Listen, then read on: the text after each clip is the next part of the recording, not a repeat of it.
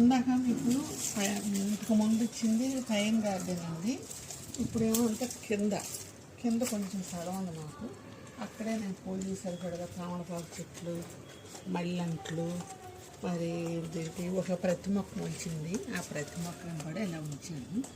ఇప్పుడు పడుతూ ఉంటానండి ఆ పక్కన. ఇవేమోనండి భద్రాచలం వెళ్ళాను కింద సంవత్సరం. అక్కడ చూశాను. ఇవంటే నాకు చాలా ఇష్టం. అందుకే అక్కడ కొంచెం చిన్నది తెచ్చాను. చూడండి ఎంత అయింది. ఎప్పుడు 25-30 పూలు ఇస్తుంది. ఉదయం కోసిస్తాను పూజకి. ముందు తీయాలనుకున్నాను, తీయలేదు.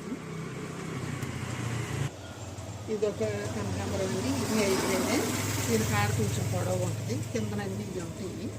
ఎండల్లో సరిపోయినవి తీసుకొచ్చి పెట్టాలి. ఇక్కడ మట్టికి రోజు పోయాలండి. ఇంకో పచ్చిమిరపకాయ చెట్లు అండి. ఇక్కడ కూడా దొండపాదు, ఇవన్నీ షుగర్ చెట్టు. ఇదొక రకం అండి. ఇదొక రకం షుగరు. ఇవి కరివేపాకు చెట్టు అండి. ఇదొక మందార చెట్టు అండి, ఎర్ర మందారం. ఇవి పచ్చిమిరపకాయ చెట్లు ఎక్కడ పడితే అక్కడ మొలిచిపోతాయండి. నాకు అలా కాస్తూనే ఉంటాయండి ఎప్పుడు. పచ్చిమిరపకాయ చెట్లు, వంకాయ చెట్లు. నిన్నే కోసాను ఒక 1/2 కేజీకి. 4 చెట్లు పెట్టాను. 3 నెలల నుంచి కాస్తానే ఉందండి ఆ టమాటాలు. అటు పైన చూపించాను కదండి, అది తీసుకొచ్చి కింద పెట్టాను. ఇదేమో పెద్దదైంది చెట్టు, బొప్పాయి. ఒకటి బాగా ఒకటి అలా వస్తూనే ఉంటుంది ఎప్పుడు బొప్పాయి చెట్లు. ఇక్కడ మట్టికి రోజు పోయాలండి నీళ్ళు. పండిపోయినాయండి.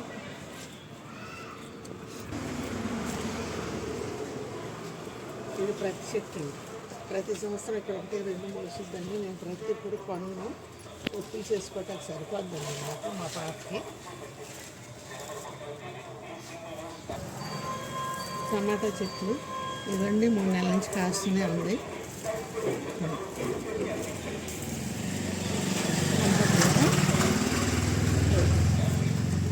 ఇది ఒక రకం అండి, పప్పులో వేసుకున్న ఆకు.